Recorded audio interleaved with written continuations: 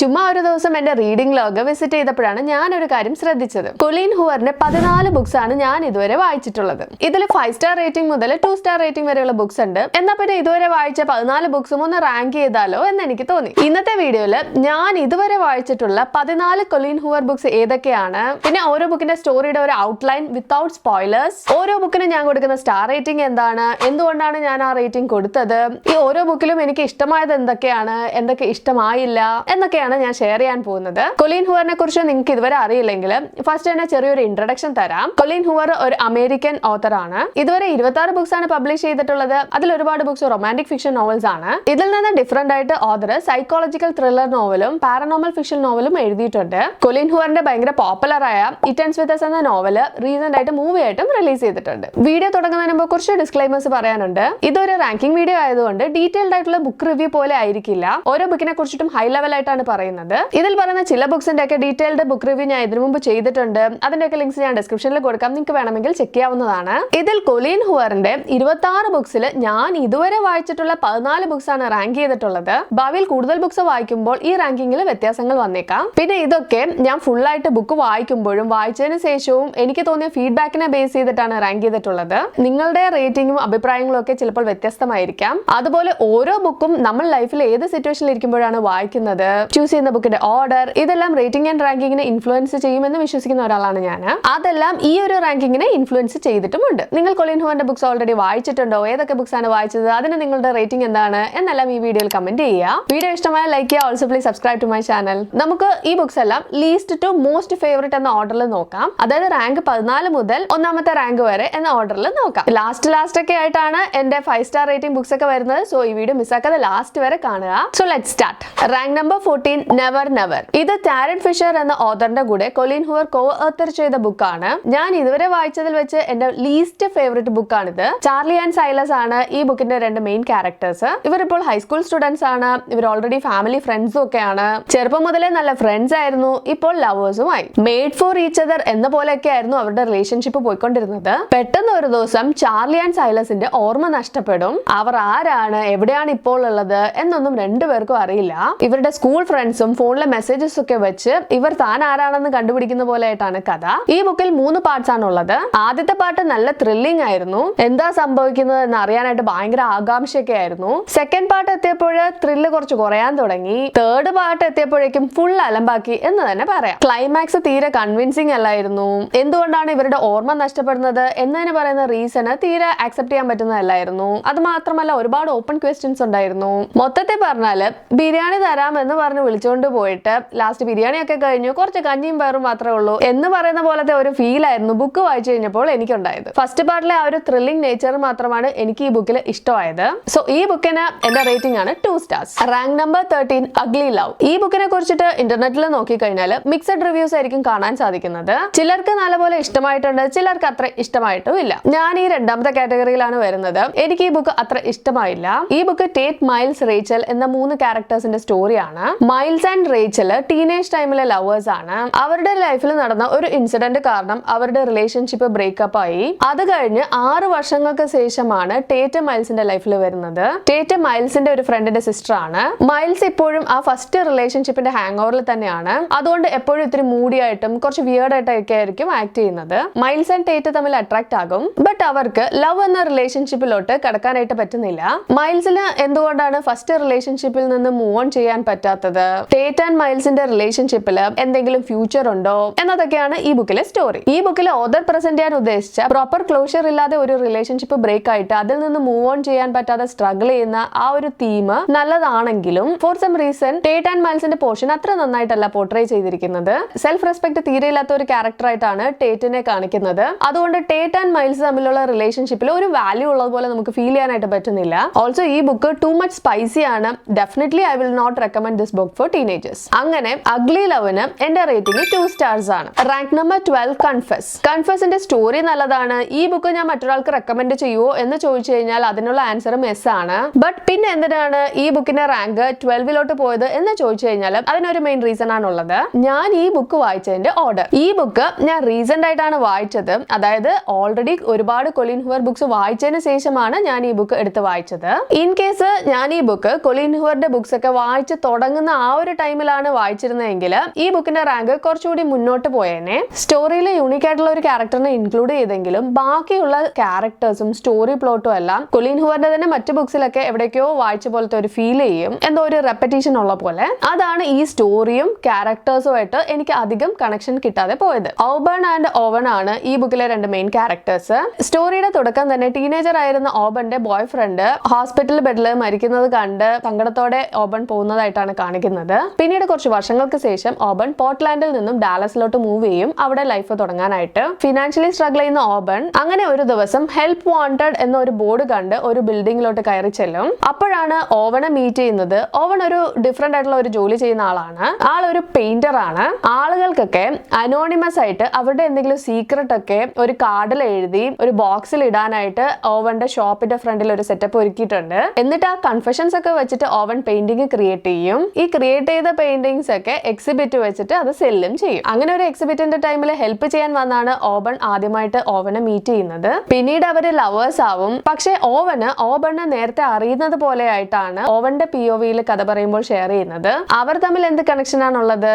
Oven പോർട്ട്ലാൻഡിൽ നിന്നും ഡാലസിലോട്ട് തന്നെ move ചെയ്യുന്നതിന്റെ പിന്നിൽ എന്തെങ്കിലും റീസൺ ഉണ്ടോ? ഇതൊക്കെയാണ് കൺഫസ് എന്ന ബുക്കിലെ story. Overall story was good. ഈ ബുക്കിന് എന്റെ റേറ്റിംഗ് ആണ് 3.8 stars. Rank number 11 Laila. ഇത് കൊലിൻ ഹൂവറിന്റെ നോർമൽ ഫിക്ഷൻ ബുക്സിൽ നിന്നും ഡിഫറെന്റ് ആണ്. ഇതൊരു പാരനോമൽ റൊമാൻസ് നോവൽ ആണ്. യെസ്, നിങ്ങൾ കേട്ടത് ശരിയാണ്, പാരനോമൽ ആണ്, ഗോസ്റ്റ് ഒക്കെ ഉണ്ട്, പക്ഷെ ഹൊറർ ടൈപ്പ് ഒന്നും അല്ല. എനിക്ക് എന്താണെന്ന് അറിയില്ല, ഈ സ്റ്റോറി ഇഷ്ടമായി. പാരനോമൽ ആണ്, അപ്പോൾ വിശ്വസിക്കാൻ ബുദ്ധിമുട്ടുള്ള രീതിയിൽ അൺറിയലിസ്റ്റിക് ആയിട്ടുള്ള കുറെ ഫിക്ഷണൽ എലമെന്റ്സ് ഒക്കെ ഉണ്ടാവും എന്നൊക്കെ മനസ്സിൽ വെച്ച് വായിച്ചാലേ ഈ സ്റ്റോറി ആയിട്ട് കണക്ട് ആകാനായിട്ട് പറ്റുള്ളൂ. അല്ലാതെ നോക്കിക്കഴിഞ്ഞാല് ഇതൊക്കെ വല്ല നടക്കുമോ എന്നാണ് തോന്നുക. അത് ഉറപ്പാണ്. അതുകൊണ്ട് തന്നെ ഒരുപാട് പേർക്കും ഇത് അത്ര ഇഷ്ടമാവാത്ത ഒരു ബുക്കാണ്. ഇനി ഞാൻ പറയാൻ പോകുന്ന കാര്യം കേട്ടാൽ ചിലപ്പോൾ ഇത്തിരി കോമഡി ആയിട്ടൊക്കെ തോന്നുമായിരിക്കും. എനിക്കെന്തോ ഈ സ്റ്റോറിയിലെ ഗോസ്റ്റിന്റെ ഇമോഷൻസും ഫീലിംഗ്സും ഒക്കെ നല്ലപോലെ ഫീൽ ചെയ്യാനായിട്ട് പറ്റി. ഇടയ്ക്കൊക്കെ അയ്യോ പാവം എന്നൊക്കെ തോന്നിപ്പോയി. Leeds and Layla first meet ചെയ്തപ്പോൾ തന്നെ ലവേഴ്സ് ആകും. തങ്ങളുടെ ലൈഫ് ഫുള്ള് ഇനി അങ്ങോട്ട് ഫുള്ള് ഒരുമിച്ച് ജീവിക്കും എന്നൊക്കെ വിചാരിച്ച് അവർ അവരുടെ ലൈഫ് സ്റ്റാർട്ട് ചെയ്യും. പക്ഷേ അവരുടെ ലൈഫിൽ ഒരു അൺഎക്സ്പെക്ടഡ് ആയിട്ടുള്ള ഒരു ഇൻസിഡന്റ് നടക്കും. അതിനുശേഷം ലൈലയ്ക്ക് കുറച്ച് ഫിസിക്കൽ ആൻഡ് മെന്റൽ സ്ട്രഗിൾസിലൂടെ ഒക്കെ പോയേണ്ടി വരും. ലൈല പഴയ പോലെ ആയിരിക്കില്ല.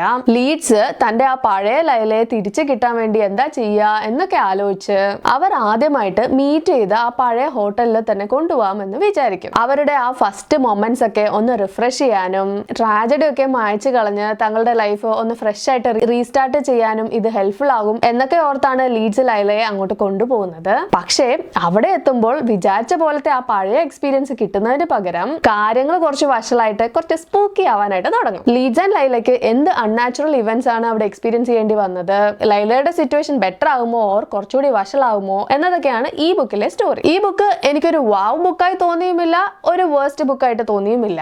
ഡിഫറെന്റ് ആയിരുന്നു. ക്യാരക്ടേഴ്സ് ആൻഡ് അവരുടെ ഇമോഷൻസ് ഒക്കെ എനിക്ക് ഫീൽ ചെയ്യാനായിട്ട് പറ്റി. ഓഫ് കോഴ്സ് അൺറിയലിസ്റ്റിക് ആയിട്ട് കുറെ എലമെന്റ്സ് ഒക്കെ ഉണ്ടായിരുന്നു. അതാണ് ഇതൊരു പാരനോമൽ ടൈപ്പ് ഫിക്ഷൻ ആയിട്ട് പറയുന്നത്. സോ ഈ ബുക്കിന് എന്റെ റേറ്റിംഗ് ആണ് 3.8 stars. ഇനി അടുത്തതായി കാണാൻ പോകുന്ന 4 ബുക്സിനും കോമൺ ആയിട്ട് കുറച്ച് കാര്യങ്ങളുണ്ട്. ഈ 4 ബുക്സും ടീനേജ് ടൈമിലെ റൊമാൻസിനെ ബേസ് ചെയ്താണുള്ളത്. എല്ലാ ബുക്സിനും സെയിം റേറ്റിംഗ് ആണ് ഞാൻ കൊടുത്തിട്ടുള്ളത്. ബട്ട് ക്യാരക്ടേഴ്സ്, സ്റ്റോറി പ്ലോട്ട്, എനിക്ക് ആ ബുക്കുമായിട്ട് തോന്നിയ കണക്ഷൻ ഇതെല്ലാം ബേസ് ചെയ്താണ് റാങ്ക് ചെയ്തത്. Let's see. Rank number 10 November 9. Ben and Fallon എന്ന 2 പേരുടെ കഥയാണ് നവംബർ 9. ഫാലൻ തന്റെ ആക്ടിംഗ് കരിയറിൽ ഇത്തിരി പോപ്പുലർ ആയി വരാൻ തുടങ്ങുന്ന സമയത്താണ് ഒരു ഫയർ ആക്സിഡന്റിൽ പെട്ട് മുഖത്തും ദേഹത്തും ഒക്കെ അതിന്റെ സ്കാർസ് ആവുന്നത്. അതുകൊണ്ട് ആക്ടിംഗ് കരിയർ ബ്രേക്ക് ആയി. ഇനി സ്റ്റഡീസിനും മറ്റു കരിയറിനും ഒക്കെ ആയിട്ട് മറ്റൊരു സ്ഥലത്തോട്ട് മൂവ് ചെയ്യാനായിട്ട് പ്ലാൻ ഇട്ടിരിക്കുന്നതിന് ഒരു ദിവസം മുമ്പ് നവംബർ 9 ഒരു റെസ്റ്റോറന്റിൽ വെച്ചാണ് ബെന്നിനെ മീറ്റ് ചെയ്യുന്നത്. അവർ അപ്പൊ തന്നെ ബോയ് ഫ്രണ്ട് ഗേൾ ഫ്രണ്ട് ഒക്കെ ആകും. പക്ഷെ രണ്ടുപേരും അവരുടെ സ്റ്റഡീസിലും കരിയറിലും ഒക്കെ ഫോക്കസ് ചെയ്യാനായിട്ട് ഇനി അങ്ങോട്ടുള്ള 5 വർഷത്തേക്ക് വേറൊരു കോണ്ടാക്റ്റും വേണ്ട, ജസ്റ്റ് എല്ലാ വർഷവും നവംബർ 9 മാത്രം വന്ന് മീറ്റ് ചെയ്യാം എന്ന് പ്ലാൻ ഇടും. അങ്ങനെ അവർ മീറ്റ് ചെയ്യുന്ന എല്ലാ നവംബർ 9 നടക്കുന്ന കഥയാണ് ഈ ബുക്കിലുള്ളത്. അവർ ഇങ്ങനെ മീറ്റ് ചെയ്യാൻ ഡിസൈഡ് ചെയ്യുന്നതിന് പിന്നിൽ ഒരു സീക്രട്ട് ഒളിഞ്ഞിരിപ്പുണ്ട്. അതെന്താണെന്ന് സ്റ്റോറി വായിക്കുമ്പോൾ നിങ്ങൾക്ക് മനസ്സിലാകും. ഈ ബുക്കിനെ കുറിച്ച് പറയുകയാണെങ്കിൽ ആദ്യത്തെ 1-2 നവംബർ 9 സ്റ്റോറി ടീനേജ് ടൈമിലെ പൈങ്ലി ടൈപ്പ് റൊമാൻസ് ആയിട്ടാണ് ഫീൽ ചെയ്യുന്നത്. അതിനുശേഷം കുറച്ചുകൂടി ഇൻട്രസ്റ്റിംഗ് ആവുന്നുണ്ട്. ലാസ്റ്റ് ഒക്കെ ആവുമ്പോഴേക്കും കുറച്ച് ഇമോഷണലും ആകും. ഇതൊരു വാവ് ബുക്കായി തോന്നിയില്ല, ബട്ട് ഓക്കെ, ഒരു ഗുഡ് വൺ ആണ്. ഈ ബുക്കിന് എന്റെ റേറ്റിംഗ് ആണ് 4 stars. Rank number 9 heart bones. ഞാൻ ഈ ബുക്ക് വായിച്ചതിന്റെ ഓർഡർ ഈ ബുക്കിന്റെ റാങ്കിങ്ങിനെ ഇൻഫ്ലുവൻസ് ചെയ്തിട്ടുണ്ട്. ഞാൻ ആദ്യമായിട്ട് കൊലിൻ ഹൂവറിന്റെ ഇറ്റ് എൻഡ്സ് വിത്ത് അസ് എന്ന ബുക്കാണ് വായിച്ചത്. അതെനിക്ക് നല്ലപോലെ ഇഷ്ടമായ ബുക്കാണ്. അതിനുശേഷം ഈ ഓഥറിന്റെ മറ്റു ബുക്സ് വായിക്കണം എന്ന് വിചാരിച്ച് സെർച്ച് ചെയ്ത് രണ്ടാമതായിട്ട് വായിച്ച ബുക്കാണ് ഹാർട്ട് ബോൺസ്. സോ ഓട്ടോമാറ്റിക്കലി ഞാൻ ഈ ബുക്ക് വായിക്കുമ്പോൾ എന്റെ മനസ്സ് ഫുള്ള് ഇറ്റ് എൻഡ്സ് വിത്ത് അസുമായിട്ട് ഒരു ചെറിയ കമ്പാരിസൺ നടത്തിക്കൊണ്ടേയിരുന്നു. അതുകൊണ്ട് എനിക്ക് ഈ ബുക്ക് അത്ര വാവായി തോന്നിയില്ല. ഇഷ്ടമായി, കൊള്ളാം, അത്രേ ഉള്ളൂ. ബട്ട് എന്റെ ഹസ്ബൻഡ് ഈ ബുക്കാണ് ആദ്യമായിട്ട് വായിച്ച കൊളീൻ ഹൂവർ ബുക്ക്. ആൾക്ക് ഈ ബുക്ക് ഭയങ്കരമായിട്ട് ഇഷ്ടമായി. സോ റീഡിംഗ് ഓർഡർ മാറ്റേഴ്സ് എന്ന് എനിക്ക് മനസ്സിലായി. ഇത് പോവേർട്ടിയിലൂടെ പോകേണ്ടി വന്ന് തന്റെ എല്ലാ കാര്യങ്ങളും താൻ തന്നെ നോക്കേണ്ട ഒരു അവസ്ഥയിലായ ബേയ എന്ന ഒരു ടീനേജറിന്റെ സ്റ്റോറിയാണ്. ബേയയുടെ അമ്മ ഒരു ആൽക്കഹോൾ അഡിക്റ്റ് ആണ്. ബേയയുടെ ഒരു കാര്യവും തീരെ ശ്രദ്ധിക്കുകയില്ല. ബേയയുടെ അച്ഛൻ മറ്റൊരു സ്ഥലത്താണ്, വേറൊരു ഫാമിലിയും ഉണ്ട്. അച്ഛൻ ചൈൽഡ് കെയറിനായിട്ട് അയച്ചു കൊടുത്തിരുന്ന കാശ് പോലും എടുത്തിട്ട് അമ്മ ഫുള്ള് ഡ്രിങ്ക്സിനായിട്ട് യൂസ് ചെയ്തിരുന്നു. മിക്ക ദിവസങ്ങളിലും പട്ടിണിയായിരുന്നു ബേയ.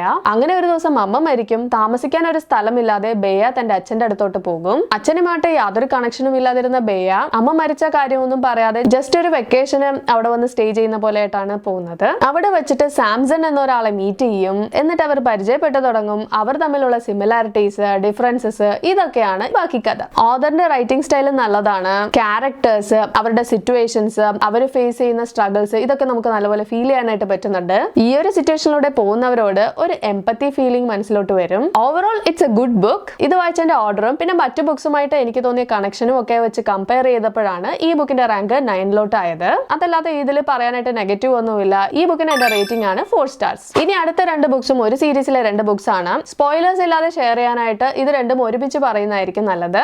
Rank number 7 Slammed, rank number 8 point of retreat. Slammed എന്ന ബുക്കാണ് കൊലീൻ ഹൂവറിന്റെ ഫസ്റ്റ് പബ്ലിഷ് ചെയ്ത book. Point of retreat Slammed എന്ന സീരീസിലെ സെക്കൻഡ് ബുക്കാണ്. ഫാമിലി സിറ്റുവേഷൻ കാരണം ടീനേജർ ആയിരിക്കുമ്പോൾ തന്നെ തന്റെ യങ്ങർ സിബ്ലിംഗ്സിനെ പാരന്റിംഗ് ചെയ്യേണ്ട ഒരു റെസ്പോൺസിബിലിറ്റി വന്ന 2 ടീനേജേഴ്സിന്റെ കഥയാണ്. ലെയ്ക്കൻ ആൻഡ് വില്ലാണ് ഈ ബുക്കിലെ 2 മെയിൻ ക്യാരക്ടേഴ്സ്. തന്റെ അച്ഛൻ മരിച്ചതിന് ശേഷം അമ്മയും അനിയനും ഒക്കെ ആയിട്ട് ലെയ്ക്കൻ ടെക്സസിൽ നിന്ന് മിഷിഗനിലോട്ട് മൂവ് ചെയ്യും. അവരുടെ നെയ്ബറാണ് വിൽ. കുറച്ചു വർഷങ്ങൾക്ക് മുമ്പ് ഒരു കാർ ആക്സിഡന്റിൽ പെട്ട് 2 പാരന്റ്സിനെയും നഷ്ടപ്പെട്ട് വില്ലാണ് ഇപ്പോൾ തന്റെ യങ്ങർ ബ്രദറിനെ നോക്കുന്നത്. മൂവ് ചെയ്ത ഫസ്റ്റ് ഡേ തന്നെ അവർ രണ്ടുപേരും മീറ്റ് ചെയ്യും. പിന്നീട് ഡേറ്റ് ചെയ്യാനൊക്കെ തുടങ്ങിയാലും പെട്ടെന്ന് തന്നെ അവരൊരു കാര്യം റിയലൈസ് ചെയ്യും. തങ്ങളുടെ റിലേഷൻഷിപ്പ് മുന്നോട്ട് കൊണ്ടുപോയാൽ വില്ലിന്റെ ജോലിയെ അത് ബാധിക്കും. ലേക്കിനുമായിട്ടുള്ള റിലേഷൻഷിപ്പ് മുന്നോട്ട് കൊണ്ടുപോകാനായിട്ട് വില്ലിന് എത്രത്തോളം ആഗ്രഹമുണ്ടോ അത്ര തന്നെ ഇമ്പോർട്ടന്റ് ആണ് തന്റെ ജോലി എന്ന് വില്ലിന് അറിയാം. പാരന്റ്സ് ഇല്ലാതെ തന്റെയും തന്റെ അനിയന്റെ കാര്യങ്ങളൊക്കെ ഓടിച്ചു കൊണ്ടുപോകാനായിട്ട് സപ്പോർട്ട് ചെയ്യുന്ന ജോലിക്ക് വേണ്ടിയിട്ട് ലേക്കനുമായിട്ടുള്ള റിലേഷൻഷിപ്പ് വില്ല് ബ്രേക്ക് ചെയ്യോ? എന്തുകൊണ്ടാണ് ലേക്കൻ ഫാമിലി മിഷിഗനിലോട്ട് തന്നെ മൂവ് ചെയ്തത്?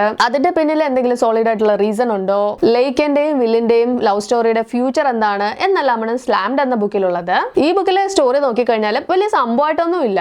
പക്ഷേ ക്യാരക്ടേഴ്സ്, അവർ ഗോ ത്രൂ ചെയ്യുന്ന സ്ട്രഗിൾസ്, പെയിൻഫുൾ മൊമെന്റ്സ്, ഇതൊക്കെ നല്ലപോലെ ഫീൽ ചെയ്യാനായിട്ട് പറ്റും ഈ ബുക്ക് വായിക്കുമ്പോൾ. വില്ലൻ ലേക്കൻ അവരുടെ റിലേഷൻഷിപ്പ് നല്ലപോലെ എൻജോയ് ചെയ്യേണ്ട ആ ഒരു യങ് സ്റ്റേജിലാണ് ഫാമിലി റെസ്പോൺസിബിലിറ്റീസിൽ പെട്ട് കുറെ കാര്യങ്ങളൊക്കെ അവർ മനസ്സോടെ മാറ്റി വെക്കുന്നത്. അതൊക്കെ ഭയങ്കര ഇമോഷണൽ ആണ്. എനിക്ക് ബേസിക്കലി ഈ 2 ക്യാരക്ടേഴ്സിനെ നല്ലപോലെ ഇഷ്ടമായി. അവർക്ക് എന്ത് സംഭവിക്കും, അവരുടെ ഫ്യൂച്ചർ എങ്ങനെയായിരിക്കും എന്നൊക്കെ അറിയാനുള്ള ആ ഒരു ഈഗർനെസ്സോട് കൂടിയിട്ടാണ് ഞാൻ പോയിന്റ് ഓഫ് റിട്രീറ്റ് എന്ന ബുക്ക് വായിച്ചത്. പോയിന്റ് ഓഫ് റിട്രീറ്റിന്റെ സ്റ്റോറി എനിക്ക് വളരെ ഹൈ ലെവലായിട്ടേ പറയാൻ പറ്റുള്ളൂ. കുറച്ച് ഡീറ്റെയിൽഡ് ആയാൽ തന്നെ അത് സ്ലാംഡ് എന്ന ബുക്കിന്റെ സ്പോയിലേഴ്സ് പറയുന്ന പോലെ ആകും. പോയിന്റ് ഓഫ് റിട്രീറ്റിലും വിൽ ആൻഡ് ലേക്കന്റെ റെസ്പോൺസിബിലിറ്റീസിൽ യാതൊരു കുറവുമില്ല.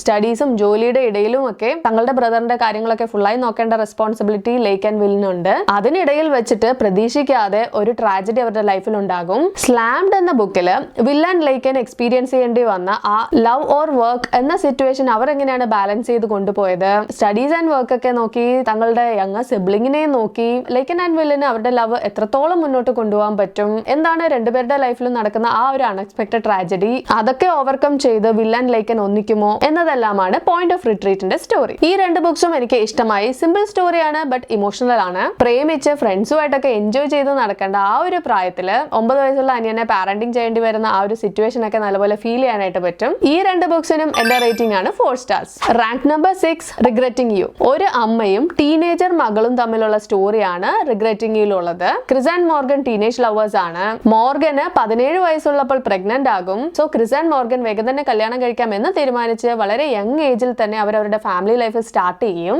അവർക്ക് ജനിക്കുന്ന മകളാണ് ക്ലാര. മോർഗന് സ്റ്റഡീസ് കണ്ടിന്യൂ ചെയ്യാൻ പറ്റിയില്ല, ജോലിക്ക് പോകാൻ പറ്റിയില്ല. അങ്ങനെ തന്റെ മകൾ ക്ലാരയ്ക്ക് വേണ്ടിയിട്ട് തന്റെ സ്വപ്നങ്ങളും ആഗ്രഹങ്ങളും ഒക്കെ മോർഗൻ മാറ്റിവെക്കും. പക്ഷെ ക്ലാര വലുതാകുമ്പോൾ ഫുൾ അച്ഛന്റെ കൂടെ ആയിരിക്കും അറ്റാച്ച്ഡ് ആകുന്നത്. തന്റെ അമ്മയെ തീരെ വാല്യൂ ചെയ്യില്ല, അമ്മയ്ക്ക് യാതൊരുവിധ ഡ്രീംസും ഇല്ല, തീരെ പാഷനേറ്റ് അല്ലാത്ത ഒരാളാണ് എന്നൊക്കെ പറഞ്ഞ് കുറ്റപ്പെടുത്തും. തനിക്ക് പറ്റിയ അബദ്ധം തന്റെ മകൾക്കും പറ്റരുത് എന്നോർത്ത് കോഷ്യസ് ആയിട്ട് മോർഗൻ ചെയ്യുന്ന കാര്യങ്ങളൊക്കെ ഒരു ഓവർ പ്രൊട്ടക്റ്റീവ് ആയിട്ടുള്ള മാമ മകളെ കൺട്രോൾ ചെയ്യുന്ന പോലെ ആയിട്ടാണ് ക്ലാരയ്ക്ക് ഫീൽ ചെയ്യുന്നത്. അങ്ങനെ ഒരു ദിവസം അവരുടെ ലൈഫിൽ ഒരു സാഡ് ആയിട്ടുള്ള ഇൻസിഡന്റ് നടക്കും. അതുവഴി മോർഗൻ ഒരു സീക്രട്ട് കണ്ടുപിടിക്കും. തന്റെ മകൾ ക്ലാര ആ അൺഎക്സ്പെക്ടഡ് ട്രാജഡി ഓർത്ത് ഫുള്ള് വിഷമിച്ചിരിക്കുന്ന സമയത്ത് കൂടുതൽ വിഷമിക്കാതിരിക്കാൻ വേണ്ടിയിട്ട് മോർഗൻ കണ്ടുപിടിച്ച സീക്രട്ട് ക്ലാരയിൽ നിന്നും മറച്ചു വെക്കും. അങ്ങനെ മോർഗന്റെയും ക്ലാരയുടെയും ലൈഫിൽ നടന്ന ആ ട്രാജഡി എന്താണ്, എന്ത് സീക്രട്ട് ആണ് മോർഗൻ കണ്ടെത്തിയത്, ക്ലാരയുടെ നല്ലതിന് എന്ന് വിചാരിച്ച് മോർഗൻ മറിക്കുന്ന ആ സീക്രട്ട് അമ്മയും മകളുടെയും റിലേഷൻഷിപ്പ് കുറച്ചുകൂടി ബെറ്റർ ആക്കുമോ ഓർ വഷളാക്കുമോ എന്നതെല്ലാമാണ് റിഗ്രറ്റിംഗ് യു എന്ന ബുക്കിലെ സ്റ്റോറി.